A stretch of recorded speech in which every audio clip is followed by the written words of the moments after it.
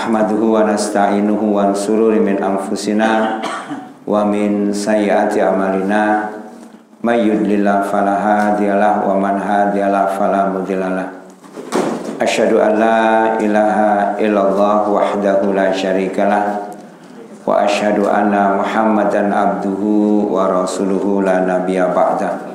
Allahumma salli wa sallim wa barik ala Muhammad wa ala alihi wa sahbihi wa sallim tasliman katsira. Amma ba'du. Fa ya ayyuhal hadirun usikum wa iyaya bi taqwallahil azim fi kulli waqtin la'allakum tuflihun. Alhamdulillah tadus binimah, saya ditakdirkan oleh Allah berjumpa dengan ibu-ibu yang kalau waktu lalu ngaji yang kedua kali, tapi kalau baru kali ini juga. Pada bapak-bapak juga baru pertama kali ini berjumpa, sebagian ada 2-3 orang yang ketika sholat asar berjamaah, ini yang kedua kali. Tadus binimah, ini nikmat Allah yang Allah berikan kepada kita karena kita mau bertahan untuk ikut taklim. Dan Sayyidina Ali mengatakan, man salaka fil ilmi ka'annaka salaka fil jannah. Siapa orang yang melangkahkan kaki mencari ilmu, seakan-akan dia melangkahkan kaki menuju surga Allah. Maka karakter pengajian dimanapun, kapanpun itu pasti sepi. Kenapa? Hadiahnya surga. Kalau hadiahnya kipas angin mungkin rame, atau hadiahnya kulkas rame. Iya, padahal hadiahnya cuma 10, yang datang 3.000. Sampai jam 3 kita nunggu undian, nggak dapat juga. Tapi mau nunggu, tapi karena hadiahnya kecil tampak orang ngejar, tapi yang ini hadiahnya surga, maka sulit berangkat ngajinya, sulit. Udah berangkat sulit, udah itu habis maghrib ke isya kan deket sebenarnya waktunya. Udah itu pulang lagi ada sang. Kenapa pulang bang? Lupa ngunci rumah. Padahal rumahnya nggak pernah dikunci seumur umur. Itulah kerjaan setan. Lupa matiin kompor, padahal kompornya aja nggak ada gasnya gitu. Itulah kerjaan setan. Kita insya Allah ada mufrad, mudah-mudahan terus pak. Tapi kita akan bahas mukadimahnya dulu biar bapak ibu semangat ngaji. Kemudian kita punya arahan hidup. Kalau kita nggak punya arahan hidup, repot hidup kita. Kalau semua hidup ini kita pikirin, insya Allah siap-siap sakit kepala dan stroke muda gitu. Jadi hidup itu nggak semua harus kita pikirkan. Tapi begini, asal nanti Pak lihat. Oh iya, saya tuh kalau sudah ngomong suka lupa. Nah begini, tadi imam membacakan surat Al-Fatihah. Ada ayat yang dibaca berulang-ulang, minimal 17 kali dalam satu waktu sholat. Pasti kita hafal. Apa bahasanya? Ihdinas siratal mustaqim. Ihdi, ya Allah berikan kami hidayah. Kemana? Siratal mustaqim, perjalanan yang lurus. Perjalanan yang lurus. Jadi kita ini hidup ini minimal 17 kali meminta hidayah kepada Allah Subhanahu wa taala. Hidayah itu penting. Oh iya, hidayah ini yang paling mahal dalam hidup manusia. Bahkan jangankan kita, Nabi Muhammad aja memohon pada Allah supaya pamannya mendapatkan hidayah, tapi nggak bisa. Abu Thalib itu apa kurangnya ngebela Nabi Muhammad sallallahu alaihi wasallam? Sampai Abu Thalib mengatakan, siapa orang yang mengganggu Muhammad berarti mengganggu aku. Tapi ketika wafat beliau, datanglah Nabi Muhammad sallallahu alaihi wasallam. Dia berkata kepada Abu Muthalib, "Ya ami, qul la ilaha illallah." Ucapkan olehmu la ilaha illallah. Ketika mengucap, di bawah kakinya itu ada Abu Jahal. Apa kata Abu Jahal? "Ya Abu Muthalib, apa kau ingin meninggalkan agama nenek moyang kita dulu?" Akhirnya Abu Thalib, ayahnya Sayyidina Ali, tidak mengucapkan syahadat, padahal pamannya gitu. Artinya yang paman Nabi aja nggak bisa dapat hidayah, kita kok dapat hidayah, berarti ini sesuatu yang mahal. Nah pada kesempatan kali ini kita akan bahas 3 tanda orang yang mendapatkan hidayah. Biar kita semangat pak, ibadah itu harus semangat, harus tahu arahan, harus tahu tujuan. Pernah seorang sahabat bertanya kepada Rasulullah, "Ya Rasulullah, Hal lidzalika ayatu yarifuna fiha. Ya Rasulullah, ada enggak sih tanda-tanda orang yang mendapatkan hidayah? Kita bahas akan dapat hidayah. Dan ini yang kita minta. Ihdinas siratal mustaqim. Ya Allah, berikanlah aku petunjuk siratal mustaqim, perjalanan orang-orang yang lurus. Orang-orang yang lurus. Siapa siratal mustaqim? Dalam Al-Fatihah dilanjutkan alladzina an'amta alaihim. Orang-orang yang kau berikan nikmat kepadanya. Buka dalam tafsir. Siapa yang diberikan nikmat oleh Allah? Minal mursalin wa nabiin wa suada wa sunna ulaika rafiqa. Yang dikatakan orang-orang yang mendapatkan nikmat para nabi. Lihat kehidupan nabi, kaya atau miskin. Semua itu nabi, ada yang kaya, ada yang miskin. Kemudian wasuada, orang-orang yang mati syahid, para sahabat nabi, kaya apa miskin? Ada yang kaya, ada yang miskin. Tapi jangan bilang, kita mau orang Islam miskin aja, itu salah. Buka sejarah 10 sahabat yang dijamin masuk surga, 9 itu orang kaya. Orang kaya. Jadi kalau bapak dagang nggak apa-apa, karena Rasulullah mengatakan 9 dari pintu surga itu dari perniagaan. Maka beruntunglah jadi orang Padang. Kenapa? Sunnah Rasul dagang. Dia dagang tapi nggak sholat. Nah ini koplak, Padang koplak namanya. Iya. Sunnah Rasul kan dagang tapi nggak sholat. Ini namanya Padang koplak gitu. Salah nggak? Ya nggak salah dagangnya. Cuma yang salah nggak sholatnya gitu loh. Kok Ustaz tahu? Keluarga saya pedagang, Pak. Kakek saya dulu dagang di sini, dagang ayam.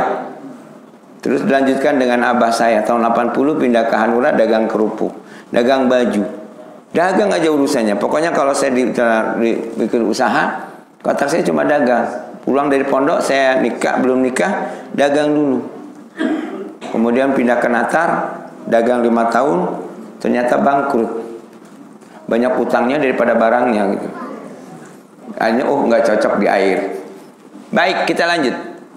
Nih, 9 sahabat yang dijamin masuk surga, 10 sahabat yang dimasuk surga, 9 itu sahabat orang kaya. Boleh nggak Islam kaya? Kaya lah Pak, nggak apa-apa. Kalau perlu batuk tuh keluar emas, keluar emas. Ini batuk keluar dahak, nggak apa-apa. Jangan bilang, kan ada yang bilang orang tasawuf kita harus miskin, salah, kaya. Abdurrahman bin Auf, Utsman, Umar, kemudian Abu Bakar, ini sahabat kaya semua. Sekali waktu Umar ibnu Khattab ingin mengalahkan sodakonya Abu Bakar, karena Umar itu ingin mengalahkan sodakonya, apapun ingin mengalahkan Abu Bakar, tapi Abu Bakar nggak bisa dikalahkan. Datang ketika panggilan nida, ya Rasulullah, aku infakkan setengah hartaku. Kemudian untuk apa? Untuk berjuang di jalan Allah. Yang setengah yang lainnya aku tinggalkan untuk keluargamu. Datang Abu Bakar, ya Rasulullah, aku infakkan semua hartaku. Kemudian untuk keluargamu, Allah dan Rasulnya lah untuk keluargaku. Tuh Abdurrahman bin Abu Bakar. Maka iman Abu Bakar nggak bisa terkalahkan. Kalau kita gimana? Ya, saya belajar dari khutbah Jumat, Pak. 2001 saya belajar khutbah Jumat sampai 2019. Dan khotib itu nggak pernah tidur kan? Ada nggak kejadian khotib tidur kayak jamaah? Nggak ada. Tapi jamaah rata-rata, entah kalau di pasar di Kangkung ini, mudah-mudahan saya sekali waktu dapat giliran khutbah di sini pengen lihat berapa persen yang matanya ngebuka. Itu biasanya yang mata ngebuka itu cuma 40%. Yang lain diam aja. Maka kotak amal itu kecepatan 60 km per jam. Udah kesana dia. Lagian begitu kotak amal senyumin aja. Anaknya nanya, ya kok nggak masukin duit ke kotak amal? Lihat nak, dengerin apa kata Ustadz tadi. Senyum adalah sodakoh nak. Kotak amal dia senyumin. Maka kotak amal jadi cantik kan. Salah, kita aja sodakoh aja nggak nyampe. Jadi gini, kaya silakan Pak. Saya senang orang Islam tuh kaya. Kenapa? Dengan kaya kita bisa sedekah. Suatu saat suatu Rasulullah pernah mengatakan kepada sahabat. Jadi di Madinah ada sumur yang dipunya orang Yahudi. Jadi setiap umat, siapa yang mau ambil sumur itu bayar. Kesusahan. Kemudian Rasul mengatakan siapa yang bisa membeli sumur itu, maka Allah akan memerdekakan dia dari api neraka. Datangilah sama Utsman. Karena orang Yahudi kan licik. Dijatengin nggak dijual. Kemudian Utsman nanya, berapa mau dijual? Ternyata 10.000 dinar, sepotong. Sepotong. Kebayangkan sumur setengah 10.000 dinar. Akhirnya dibayar dalam satu riwayat mungkin atas kita 1 T lah. Dibeli setengah. Bagaimana cara ngaturnya?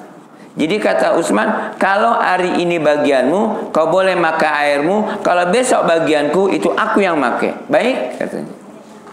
Begitu bagian Utsman, semua orang Islam, orang Madinah boleh ngambil air itu dengan gratis. Begitu bagian orang Yahudi, nggak ada airnya, nggak ada yang beli. Lama-lama dijual lagi 20.000 dinar lagi. Dan sampai sekarang masih ada airnya.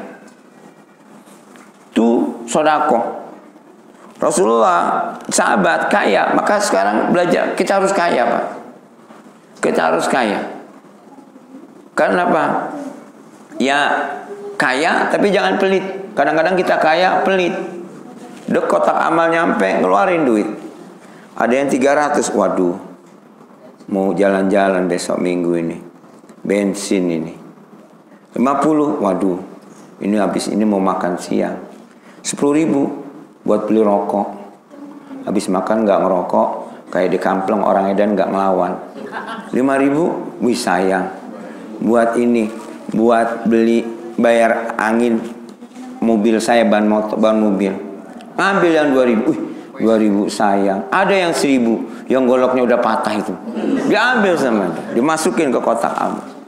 Udah dimasukin, di belakangnya ada yang Noel, anak SMA. Ngasih uang 200.000.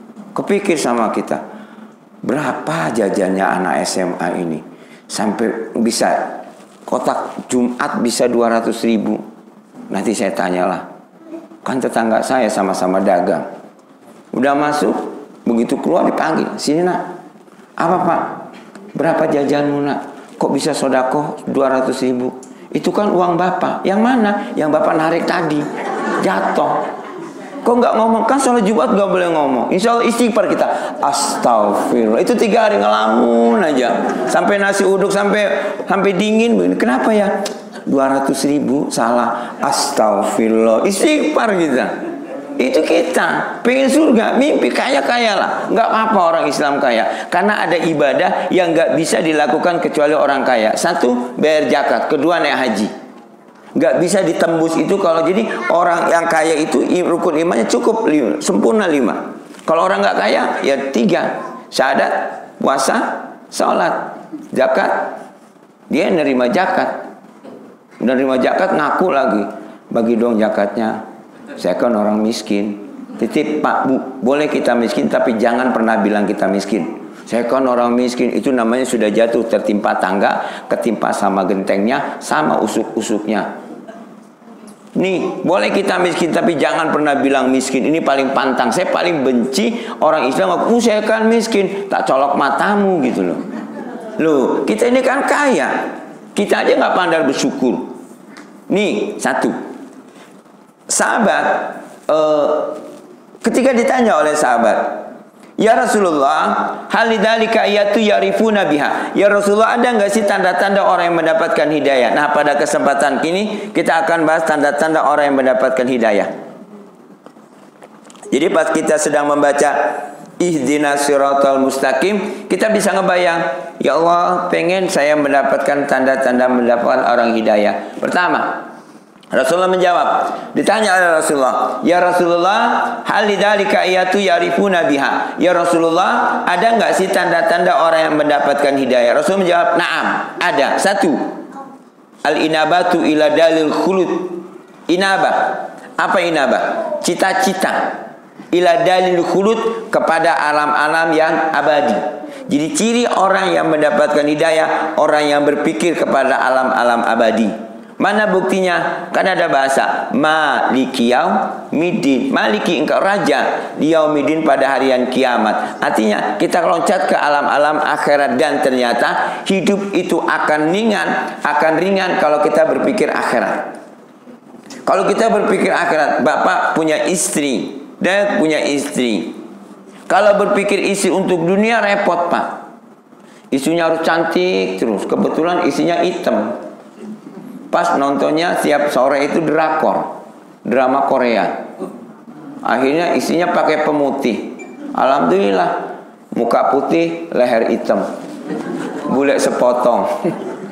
sampai putihnya itu merah kayak koreng. Itu kan ada ya, sininya hitam. Ya Allah, kenapa? Dia tujuan akhirat. Kalau tujuan akhirat gak masalah. Kenapa? Kita punya isi tujuan akhirat. Maka 4 yang harus kita tanamkan kepada isi kita. 1, dia harus sholat. Yang kedua, dia harus puasa. Ketiga, dia harus berbakti kepada suami. Keempat, dia harus menutup aurat. Apa kata Rasulullah? Inna imra'ata idha sholah khamsa'a wa sawmu syaraha wa ta'az zawjaha wa sunat farjaha wa qila laha udkhulu min abwabil jannati sa'at. Perempuan itu apabila sholat 5 waktu, puasa bulan Ramadan, berbakti kepada suami, menutup auratnya, maka dikatakan kepada perempuan itu, udkhulu min abwabil jannati sa'at, silakan kau masuk ke dalam surga yang dikehendaki. Surga ada 8, Bu. Ibu boleh milih masuk surga dengan syarat 4 tadi. Sholat 5 waktu, jaga sholatnya. Alhamdulillah saya udah sholat yang mana gitu. Kan Imam Ghazali membagi sholat kita 3. Ada yang sholatul fasidah, sahihah, makbulah. Sholatul fasidah, sholatnya rusak. Kita sering kan ada lihat anak muda pakai kaos yang ketat, begitu sujud celengannya kelihatan. Ambil uang 2.000 masukin di antara merek Sony itu. Itu betul dia sholat, tapi fasidah, rusak. Perempuan sholat tanpa auratnya rusak. Yang kedua, so'ihah, dia sekedar sah, tapi belum makbulah. Sah itu sekedar tutup, rukun syarat sholat ketutup, tapi artinya nggak hadir. Dan ini agak sulit. Yang ketiga, sholat yang makbulah, yang dibeli oleh Allah surga, itu adalah sholatul makbulah. Kalau bicara sholat makbulah, tidak berbicara lagi tentang najis, tapi berbicara tentang halal haram. Kalau sholatnya sah, berbicara tempat sholat, badannya suci dari najis, hadas besar atau hadas kecil, badan luarnya suci dari najis, bajunya suci dari najis, tempat sholatnya suci dari najis. Tapi kalau naik yang kelas makbulah, yang dia makan harus halal, yang dia pakai harus halal, tempat sholatnya harus halal, maka hati-hati menjaga kehalalan harta. Hati-hati. Sebab doa tidak, salah satu sebab doa tidak diijabah adalah kita makan haram. Rasulullah pernah mengatakan, ada seorang laki-laki yang melakukan perjalanan jauh, rambutnya penuh dengan debu. Kemudian dia mengangkatkan kedua tangannya, wa yaqulu ya Rabbu ya Rabbu. Dia berkata ya Rabb ya Rabb. Ini syarat doa diijabah. 1, orang melakukan perjalanan jauh, maka titip Bapak Ibu kalau lagi pulang atau dari sini pulang ke rumah atau pergi mau kemanapun, disitulah sedang dicintai oleh Allah. Lagi melakukan perjalanan, yang penting jangan maksiat. Oh, lagi pulang ke Padang, itu doa sedang diijabah, lagi dicintai, itu sedang diijabah doanya. Yang kedua, lelah. Jadi kalau kita kerja lelah, cepat doa, disitulah waktu diijabah. Yang ketiga, dia mengangkat tangannya ya Rabbu ya Rabbu. Syarat doa 4 ijabah doa sudah disiapkan. Tapi apa kata Rasulullah? Wa ma'kulu'u aramun, yang dia makan aram. Wal mashrabu'u aramun, yang dia minum aram. Wal malbasu'u bil arami, yang dia pakai aram. Wal goda'u bil arami, isi perutnya penuh dengan aram. Fa ini yustajabu lahu. Bagaimana doa diijabah? Jadi kenapa sholat kita selama ini nggak bisa nembus, nggak ada nikmat? Bisa jadi dicek itu. Yang kedua, sholat itu yang harus ada huduril qalbi, hadirnya hati. Hadir hati ini sulit, minimal pada saat niat. Tapi jangan salah sangka, Pak. Saya dibilang, wih Ustadz ini ngelarang niat talafut. Bukan itu. Nih, kita bahas nih. Niat itu, ini saya ngambil dari kitab Sapina. Niat itu qasdus sayin muqtaranan bi fa'lihi. Maksud suatu perkara dibarengin dengan awal perkara tersebut. Mahalua, ini dalam Sapina, orang-orang NU make ini. Mahalua, tempatnya niat itu fi qalbi, dalam hati. Wa talafadu, mengucapkan niat. Sunatun, itu sunat. Anatuli qalbi, tujuannya nolong hati. Jadi niat itu masuknya hati kita. Kapan awal? Misalnya kita sholat. Apa itu sholat? Aqwalun wa af'alun mubtada'un bitakbir wa muqtamatun bitaslim. Ucapan dan pekerjaan yang dimulai dengan takbir. Jadi mulai sholat itu dikatakan takbir. Wa muqtamatun bitaslim, dan ditutup dengan salam. Jadi kapan awal sholat? Ketika takbir. Begitu kita sedang Allahu Akbar, hati kita mengatakan niat saya sholat maghrib 3 rakaat karena Allah Ta'ala. Nggak bisa. niat saya sholat maghrib. Nggak bisa saya sholat maghrib. Nggak bisa saya sholat. Nggak bisa sholat. Nggak bisa disolatin, mati artinya. Nah, pas lagi mengucapkan itu dan talafut mengucapkan usolli itu i'anatul liqalbi, tujuannya nolong hati, tapi dia bukan niat. Jadi yang niat di mana? Hati kita urusannya. Jadi bukan usolli fardol maghribi salasa rakaat usolli imam udah tahiyat akhir. Karena ada sih orang usolli, oh ngebenerin repot. Padahal di situ bukan tempatnya. Kalau ngeganggu usolli begitu Allah Akbar, niat saya sholat maghrib nggak bisa, niat saya sholat maghrib nggak bisa, saya sholat nggak bisa, sholat maghrib. Nah itu wudu juga begitu. Wudu itu bukan pada nawaitu wudu'anya, tapi pada saat air kena kening kita menjerit niat saya wudu. Nggak bisa saya wudu. Bukan nawaitu wudu'anya, nawaitu wudu'a li rafil hadasil. Air 3 tahun udah kerotak habis gitu. Kemarau lagi. Nih, niat. Maka hati-hati sama niat. Hidup kita itu bagaimana niat. Niat kita baik, maka satu, orang yang mendapatkan hidayah al-inabatu ila dalil khulud, punya tujuan akhirat. Ibu punya suami, maka tujuan akhirat. Ajak tegur suami untuk sama-sama sholat berjamaah. Terutama titip sholat subuhnya berjamaah. Karena sholat subuh ini punya 3 waktu yang tidak bisa ditembus orang yang ibadah yang lain. Satu, kata Rasulullah, siapa orang salat sunnah qabla subuh khairum minad dunya wa ma fiha. Salat sunnah qabla subuh itu lebih baik dari dunia serta seisinya. Kalau keluarga kita sempit masa rezeki, coba dibangunin salat subuh qabla subuh. Ya, sana ya, salat sunnah ya, salat qabla subuh. Begitu azan kau pulang. Kok ayah pulang? Kan suruhnya salat sunnah qabla subuh aja. Salat subuhnya di rumah. Ini lanang edan namanya. Nah, satu, sholat sunnah qabla subuh khairum minad dunya. Kalau kita kecepit masalah dunia, laksanakan ini. Saya punya tulisan 3 orang yang mengaku dia punya usaha hebat, bahkan punya outlet warung steak itu ya. Warung steak itu jam 4 itu anaknya sudah bawa ke masjid. Kau tahu, saya ngeliat sendiri. Anaknya jam 4 itu sudah di masjid. Kenapa? Rezeki saya lah dari barokah sholat sunnah qabla subuh. Warung steak itu nggak banyak Pak, cuman ada sekitar 98 apa ya. Jadi satu outlet itu per bulan 500 juta. Nggak usah dipikirin, pusing kita, biarin aja. Itu rezeki dia. Yang kita lihat, dia mengaku bahwa rezeki dia itu ketika sholat sunnah qabla. Kan benar, kata Rasul mengatakan, siapa orang sholat sunnah qabla subuh khairum minad dunya wa ma fiha, lebih baik dari dunia serta seisinya. Oh, punya mobil hebat, sholat aja qabla sunnah subuh. Qabla subuh. Masa sih Allah nggak ngasih rezeki kita? Kan begitu. Oh, sholat sunnah subuh, kita sholat isya subuh berjamaah. Apa kata Rasulullah? Man saba'a bi jama'atin ka'anaka qamal lail kuliha. Siapa orang sholat subuh berjamaah seakan-akan tahajud 1 malam penuh.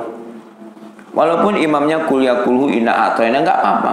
Yang penting sholat subuhnya berjamaah, tahajud lu 1 malam penuh. Tapi jangan dipakai juga. Ya kok semenjak ini enggak pernah tahajud. Kata Ustadz Arif, sholat subuh berjamaah sama dengan tahajud. Nanti bangunin saya waya azan aja.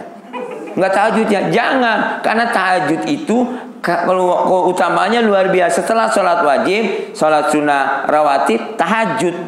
Sempat-sempatin tahajud. Tapi kita sholat subuh berjamaah, tahajud 1 malam penuh. Insya Allah belum pernah kita sholat tahajud 1 malam penuh. Coba nanti Ramadan ini kita adakan tahajud 1 malam penuh. Mulai jam 8, selesai setengah 4. Insya Allah tinggal imamnya itu. Jamaahnya muntaber, mundur tanpa berita. Ya jangankan itu, imam panjang dikit aja batuk dia kan. Begitu imam baca an-naba, waduh, ngode terus, batuk terus. Itu baru panjang sholat. Ya sepanjang-panjangnya kita nggak mungkin 5 menit. Begitu imam baca kuliah sama inna a'tayna, wih, paten imam ini. Kenapa? Udah pinter dia. Inna a'tayna kalau bisa bagi 2. Tahu ya, Mam, inna a'tayna bagi 2. Inna a'tayna kal kasa fasholli li rabbika wanhar. Allahu akbar. Udah. Bismillahirrahmanirrahim. Inna sa'anaka wal abtar. Allahu akbar. Kok cepet sholatnya ya? Imamnya udah pinter. Gurunya Valentino Rossi kan, alhamdulillah Pak Bu. Kita kan juara pertama sholat tarawih yang terpanjang yang 23 rakaat dalam waktu 17 menit. Dan di Arab Saudi aja nggak bisa ngalahin kita. tercepat di dunia. 17 menit coba. Kok bisa ngebut? Karena dulu guru ngajinya Valentino Rossi, guru TPA-nya. Jadi ngebut. Nih, satu, al-inabatu ila dalil khulud, punya tujuan akhirat. Oh, Bapak dagang, silakan dagang. Oh, Bapak kerja, silakan kerja. Tapi tujuannya akhirat. Maka Rasulullah mengatakan, kami yatasawwaru bi surati a'mali dunya yasuru amali akhirat bi husni niat. Betapa banyak orang melakukan amalan-amalan seperti amal dunia, tapi niatnya baik, yasuru amali akhirat, maka dia jadi amal akhirat. Ibu berangkat kerja atau masak atau membantu, Bapak berangkat kerja, niat dalam hati kerja, Allah, saya berangkat kerja ini supaya nyari rezeki buat anak istri saya, mudah-mudahan istri saya kebeli jilbab ya Allah. Karena kewajiban seorang perempuan itu salah satunya pakai jilbab. Kasihan ya Allah, jilbabnya cuma 2, ada 3 taplak meja, orang lain menggambar kembang, dia piring sama rantang ya Allah. Berangkat kerja, begitu melangkah itu. Jadi jangan dikira Bapak lagi dagang, lah Bapak dagang, saya sama sholat 2, itu sama ganjarannya. Maka Allah mengatakan surat Al-Mulk, penjelasan Al-Mulk itu saya baru ketemu. Allah mengatakan alladzi khalaqal mauta wal hayata liyabluwakum ayyukum ahsanu amala. Ahsanu amal itu pekerjaan yang terbaik. Seorang gubernur, wah sholat 2 difoto, itu bukan pekerjaan dia. Gubernur itu buat perda yang menyelamatkan umat. Itu anggota dewan, sholat 2 bagi sodakoh, kemana-mana masuk TV, itu bukan pekerjaan dia. Pekerjaan dia bagaimana menyelamatkan umat. Oh, Bapak dagang, nah pekerjaan Bapak dagang, ya udah begitu. Kenapa? Semua itu punya pekerjaan masing-masing. Ahsan yang terbaik. Satu, orang yang akan mendapatkan hidayah itu tandanya satu, al-inabatu ila dalil khulud, dia selalu punya tujuan akhirat. Punya anak, tujuan akhirat. Punya istri, tujuan akhirat. Titip bapak yang punya anak, bawa ke masjid. Anak kecil Pak nggak apa-apa, berantem nggak apa-apa. Kan maaf, tolong jemaat itu jangan ada tulisan anak-anak dilarang bermain. Jangan, Pak. Nanti kita ini yang meninggal, ini yang kecil-kecilnya yang gantiin kita. Apa Muhammad Al-Fatih mengatakan? Kalaulah di masjidmu tidak ada suara riuh anak bermain, berarti tanda masjidmu akan mati. Ustaz, alhamdulillah di masjid kami mah khusyuk Ustaz. Kelahiran yang muda 63 Ustaz. Ya udah mau mati semua itu. Begitu sholat subuh 2 saf. Yang imamnya kelahiran 64, belakangnya 67. Imamnya stroke ringan, makmumnya asam urat. Begitu komat, ina atau ina bagi 2. Kenapa? Generasi muda nggak ada, biarin anak-anak bermain. Oh nggak apa-apa. Nanti ngeganggu nggak apa-apa. Nanti mecahin kaca, beli. Lebih mahal lah anak kita daripada harga kaca. Maka titip. Anak-anak bermain. Ada nggak di sini ada anak umur tahun yang nggak pernah main? Temennya main kelereng, dia megang tasbih, subhanallah, subhanallah, subhanallah. Temennya main, dia sholatnya bisa nangis itu. Saya pinjem Pak, bener aja. Tukeran sama ayam, boleh nggak apa-apa? Tuker tombok saya, nggak ada anak-anak. Begitulah dunia anak. Kitanya yang tua. Anak bermain, biarin. Pak, Bapak bawa anak nih bermain. Ada bapaknya. Nanti 3 bulan akan datang dia akan bisa sholat. Saya pernah kejadian. Di tempat saya kan banyak orang Jawa. Sholat lah. Anaknya itu bilang, Ustaz ya, saya pengen anak itu bawa. Saya bilang, anak itu rajin sholat, bawa. Sekarang sudah aman dia. Subuh itu sudah ada anaknya. 5 waktu itu sudah ada. Walaupun bapaknya kerja, anaknya pakai sepeda. Tapi dulu ngajarinya, begitu sholat, di sini saya, di sini dia, di sini bapaknya. Begitu tahiyat rakaat kedua, sarungnya copot. Berdiri aja, Pak, sarung copot. Pak, aduh saya bilang. Sampai tahiyat akhir, kata bapaknya, kamu ini orang sarungnya copot. Nggak dibenerin, dia begini aja, Pak, sarung copot. Pak, ya itulah anak. Tapi sekarang setiap 5 waktu kalau pas saya sholat berjamaah, ada dia pakai sepeda, masih kelas 1 SD. Tuh, maka jangan sama anak-anak, jangan galak-galak. Type 1, al-inabatu ila dalil khurud, punya tujuan akhirat. Yang kedua, orang yang mendapatkan ciri hidayah adalah at-tajaffa anid daril gurur, tidak takut sama urusan dunia. Nanti anak saya makan apa? Selama dia masih ada nyawa, pasti dia makan. Kita aja dulu waktu bapak ibu nikah punya apa? Ya kan? Keluar dari rumah orang tua, dari perumahan mertua indah permai, cuma dikasih piring 1, piring 3, gelas papa mama hadiah kado. Iya kan? Kok ingat Ustaz? Saya dikasih. Aduh, saya bilang papa mama, makanya ingat terus. Tapi dengan begitu sekarang lihat ibu di dapur, 2 lemari. Rezeki Allah itu begitu dengan banyak nambah anak, 2 lemari aja, piringnya aja 2 lemari. Mereknya apa itu? Yang ada motif Vesensa apa Vanessa itu? Vanessa. Iya, 2 lemari. Begitu ditanya sama suaminya, Bunda, kok banyak amat ini piringnya? Nanti kalau anak kita hajatan. Padahal anaknya masih TK, kapan mau nikahnya? Begitu makan, suaminya tetap aja pakai piring kaleng sama Tupperware. Kenapa? Ya itu ngapain? Tapi nggak apa-apa. Pak Ustaz tahu ini penderitaan saya. Enggak lah. Artinya apa? Tuh al-inabah. Jangan takut sama urusan dunia. Selama kita masih ada nyawa, rezeki itu masih ada. Udah aja gitu. Saya punya aturan di rumah orang tua saya. Abah saya itu punya aturan. Kata dia, siapa yang sudah nikah maka keluar dari rumah. Tapi dulu berpikir, wih, punya orang tua kayak gini pelit bener, saya bilang. Begitu nikah bulan 4, bulan 10, kemudian April itu saya pindah. Ternyata tadus bini mah dengan keluar dari rumah kita cepat punya rumah. Abah saya punya anak 4, 3 sudah punya rumah, 1 tidak boleh punya rumah. Kenapa? Yang bungsu itu untuk nunggu rumah. Ternyata apa, saya pikir, oh rezeki hidup itu sama ada demi Allah. Saya tadi cerita, tadi mengisi kajian di OJK. Guru saya itu punya anak 12. Saya nggak ngerti, kiai saya itu kok subur gitu ya. Sendalnya sama sendal suami, sandal istri senggolan, isinya hamil. Baju jemuran, kesenggol, isinya hamil. Setahun 1, benar-benar setahun 1, hebat. Nggak pernah kerja. Nggak pernah ceramah kayak saya begini karena guru saya bilang dosa saya kalau ceramah. Kalian jauh-jauh datang ke sini, saya tinggalin ceramah. Nggak pernah ceramah.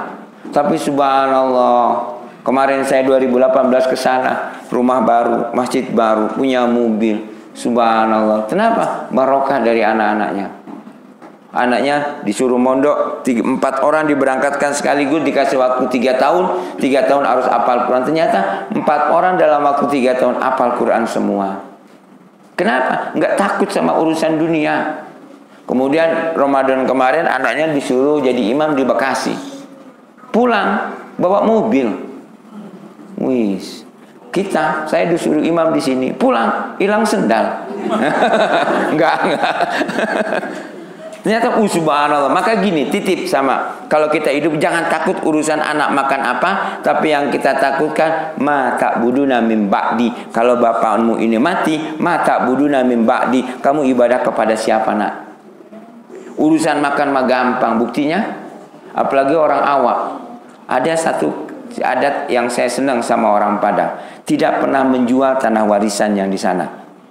Itu yang saya perhatikan. Kesini awalnya datang ngemper, tahu-tahu punya toko aja, tahu-tahu bangkrut aja. ya nggak tahu. Tapi ada satu yang saya punya teman. Saya kan di Natar tuh temennya orang Padang semua. Kata dia, Ustaz, orang awal tuh punya satu tradisi, tidak akan menjual tanah warisan. Betul. Kalau orang Banten, saya kan orang Banten. Alhamdulillah habis tanahnya. Nggak tahu. Pindah ke Lampung. Begitu di Lampung ngaku orang Jawa. Begitu di Jawa disebut orang Lampung. Jadi saya ini orang mana? Di Selat Sunda berarti di atas Krakatau gitu. Saya pulang kampung nggak bisa. Nah itu ada orang itu hebatnya di sana. Walaupun dia menderita, nggak pernah ngejual harta. Ternyata itu yang hebatnya. Kenapa? Nggak takut urusan dunia. Bahkan saya waktu di Natar pernah ngobrol antara orang Jawa sama orang Padang atau orang Padang. Namanya Pak Mul.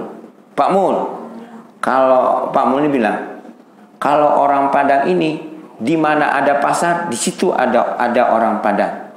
Wih, Pak Mul nggak mau diem nih sambil ngejahit. Udah, orang Jawa itu di mana ada matahari, di situ ada orang Jawa. Waduh, saya bilang lebih hebat orang Jawa. Itulah lucu. Satu, Atajafa'ani dari guru. Yang kedua, orang yang akan mendapatkan hidayah, dia mampu mengosongkan hati dari urusan-urusan dunia. Nggak usah takut sama urusan dunia. Punya anak, masukin pondok, suruh hafal Quran, insya Allah rezekinya datang. Ini mah suruh anak sekolah, udah sekolah tinggi, jadi dokter. Begitu bapaknya meninggal, bukannya didoain malah dipoto. Cik, innalillahi bapakku wafat, mudah-mudahan diterima, like and share, amin, amin. Itu anak pintar tapi bukan benar. Tapi kalau anak benar mah, dia berusaha untuk membahagiakan orang tuanya. Titip Pak Bu, anak kita masukin pondok aja lah. Nggak kebagian rezekinya Ustaz, insya Allah ada rezekinya. Apalagi orang dagang kan biasanya penghasilannya lebih bagus, sama salarnya lebih bagus. Yang ketiga, satu, ciri orang yang mendapatkan hidayah atajafa'ani dari guru, mempunyai tujuan akhirat. Yang kedua, satu, al-inabatu ila dari khurut, punya tujuan akhirat. Yang kedua, atajafa'ani dari guru, mengosongkan hati dari urusan dunia. Yang ketiga, ini yang terpenting, istidadul maut qoblal faut, mempersiapkan kematian kalau ajal ini datang. Dan urusan kematian bukan urusan tua muda, adalah urusan yang punya nyawa. Dia bilang, Ustaz, kita kan masih muda, kayaknya malaikat pencabut nyawa masih jauh, Ustaz. Belum tentu, justru yang tua itu yang dijaga. Coba kita lihat ada orang tua nyebrang, kita berhenti, kita seberangin. Mau kemana Mbah? Enggak, nak makasih. Sini Mbah, saya seberangin Mbah. Begitu sampai seberang, nangis dia. Kenapa Mbah? Tadi tuh saya dari sini nyebrang ke sana, kamu tarik ke sini lagi. Salah gitu. Lihat orang tua, malah sayang. Tapi anak muda jangan dikira anak muda nggak mati duluan. Di tiang listrik dia tumbur. Kenapa ditumbur? Udah lama ngincer Ustaz, baru ini kena pecah kepalanya. Nih, jadi urusan-urusan mati. Jadi yang kita pikirkan istidadul maut qoblal faut. Sebelum kita mati apa yang kita bawa? Ustaz, nggak usah ngomong, belum tentu. Keluar dari sini bisa kita mati. Maka 3 hal yang harus kita jaga. 1, al-ilmun nafi wa yuntafaun alaih. Bapak punya ilmu, yuk kasihkan ke orang lain. Oh, saya rajin sholat 2, ajak teman kita. Jangan dagang terus, sisain waktu jam 9, tinggalin ke masjid sebentar, sholat duha biar rezeki kita barokah. Yang kedua, al-amalu jariyah, amal jariyah. Punya target, penghasilan berapa, dipotong langsung 2,5% minimalnya. Atau kalau seperti Ustadz Yusuf Mansur, saya 2012 pernah bersama bareng beliau. Kalau beliau itu infaknya 90%. Kata dia, Ustaz, kalau saya dapat rezeki 90% itu infak, 10% itu buat istri. Insya Allah istri diem. Coba Pak, Bapak punya uang, dapat uang 2 juta gajian. Bilang sama istri, Bunda, 1.800.000 buat infak ya. Ini yang 2.200.000 buat Bunda SPP, study tour anak, bayar listrik. Insya Allah diem istri kita. Pingsan tapi di pojok sana. Artinya apa? Kok begitu? Kelipatan rezekinya. Tapi kalau 10% dari 100 juta, isi kita tersenyum. Kalau 10% dari 100 juta berapa? 10 juta kasih isi kita. Nih Bunda, habisin duit ini. Isi kita langsung beli baju Syahrini. Maju 3 langkah, mundur 3 langkah, cantik, cantik. Di rumah aja, maju, mundur, maju terus. Mana istri nggak ikut lebaran? Pakai baju Syahrini, maju mundur 3 langkah depan rumah. Ada ayam, sana. Alhamdulillah, ayam udah dulu. Lah bahasa, tapi kelipatan. Misalnya, saya pengen sedekah ini 90%, tapi pelipatan penghasilannya jangan dilihat 90%-nya. Ustaz, kita kan gaji 1,2. Maksudnya tanggal 1 gajian, tanggal 2 udah koma aja. Kenapa? Ya dikeluarin 2,5%-nya. Dan insya Allah Rasulullah Allah berfirman dalam hadis qudsi, ya ibnu Adam, unfik alaik, wahai anak Adam berinfak, maka akan dipenuhi kebutuhan. Jadi kenapa selama ini kita sulit infaknya? Maka kalau Jumat bilangin sama suami, ya jangan lupa bawa duit yang merah. Buat apa Bunda? Nanti mampir ke bank bayar listrik. Kirain buat sedekah. Nih, ingetin suami, suruh pakai baju yang bagus. Kadang-kadang istri itu lebih galak daripada Satpol PP. Titip Bu ya, jangan suka marah-marah sama suami Bu. Kadang-kadang istri itu lebih galak. Mau kemana ya? Mau sholat isya, cepat pulang, jangan mampir ke rumah janda. Kayak jandanya mau aja sama suami ibu. Nggak usah galak-galak itu tuh. Titip, suami itu jangan dimarahin, Bu. Lihat, di sini banyak janda apa banyak duda? Kenapa? Banyak janda. Laki-laki itu selalu dimarahin. Ibu udah masak jam 11:30. Makan ya, kata suami ibu. Tanggung, Bu. Jadi 15 menit lagi mau adzan. Makan. Nanti kalau nggak makan sakit, mati, repot saya. Sana makan. Udah dimarahin. Begitu ngambil piring baru tutup saji. Ingat, ikannya jangan dihabisin. Biasanya loh, mau makan dimarahin, nggak makan diam aja, kena jantung, tek mati. Jangan makanya. Loh, kok begitu Ustaz? Saya juga sering kena marah. Hati-hati kalau makan. Ya saya bilang, emang nyebrang jalan. Iya, saking sayangnya istri, maaf. Saking sayang istri sama suami, mau kondangan aja suaminya kena marah terus. Ambil nasi, begitu ngambil daging kata teman, ih kolesterol, taruh. Ambil sayur, asam urat, taruh. Ambil kerupuk tadi batuk, taruh. Akhirnya kondangan nasi putih sama di pojok aja dia makan di bawah pohon jambu. Jangan Bu ya, titip Bu ya. Sesoleh-solehnya ibu, sesoleha ibu, mau sholat 1000 rakaat kalau ibu nyakitin hati suami, nggak akan masuk surga. Kata Rasulullah, ada 3 perempuan, ada 3 jenis manusia yang tidak akan diterima sholatnya. Salah satu, la yarfa'u sholatu fawqa sibram. Ada 3 jenis manusia yang sholatnya tidak diterima. 1, orang yang ingin jadi pemimpin tapi dengan cara yang tidak disukai. Dia jadi pemimpin tapi kaumnya tidak suka. Yang kedua, al-mar'atu batat wa zawjuha sakitun. Perempuan tidur, suaminya jengkel. Yang kedua, rajulani mutasarrifani. Yang ketiga, rajulani mutasarrifani. 2 laki-laki yang saling bermusuhan. Ini kita satu jamaah begini, nggak usah musuhan. Beda nggak apa-apa. Ustaz, dia mah tahiyatnya begini. Ada yang begini. Begini. Mana yang benar? Semua benar. Jadi Brother Phil waktu awal nanya itu ada yang nanya, Ustaz, sebenarnya salat itu yang benar nggak? Yang begini, dari awal begini, atau begini, atau begini. Semua benar. Yang penting jangan sholatnya begini. Nah, ini di Oya diskotik saya bilang. Ustaz ini candaan. Yang benar. Semua itu punya dasar. Ustaz tapi pusing saya ngeliat orang jarinya begini-begini. Ya salah ente. Masa sholat ngeliatin jari orang? Kita hitung udah berapa nih? 35. 35 ya Bang. Salah kita. Kita kan mau muter-muter ada hadisnya. Mau awal dari gini ada hadisnya. Syahadat ada. Semua benar. Yang nggak benar itu begini. Udah gitu, organ tunggal. Gitu. Oh ya diskotik. Itu yang nggak benar. Maka hidup kita itu pasti ada berbeda. Tapi titip, perbedaan itu menjadi indah. Ini satu masjid ini pasti beda. Gaya sholat beda-beda. Ada yang begini, ada yang kesini, ada yang begini. Ada yang sholat ngejam aja. Imamnya udah tahiyat akhir, baru lihat dia nggak taunya tidur. Punya gaya sendiri-sendiri, nggak apa-apa. Oh kita beda. Yang penting semua punya ilmu. Yang kedua jangan menyalahkan. Kalau mau tanya, tanyalah. Bang, kok tanya begini-begini? Karena hadis dalam Bulughul Maram ini mukulin setan. Ada yang nanya saya, ketika kajian Bulughul Maram di Nata. Oh berarti mukulin setan. Dia begini-begini. Dia ditanya sama muridnya, Bi, kenapa begini-begini? Ini mukulin setan. Akhirnya anak muridnya 34, 35. Lah mukul. Udah sunnah aja begitu kalau sama anak kecil. Nah, sunnah aja begitu. Nah, yang ketiga, yang ada 3 orang mendapatkan hidayah. 1, punya tujuan akhirat. Yang kedua, jangan takut sama kehidupan ke dunia. Yang ketiga, mempersiapkan kematian sebelum ajal datang. Ini kita kumpul. Mudah-mudahan nanti ada satu hadis dalam Bukhari.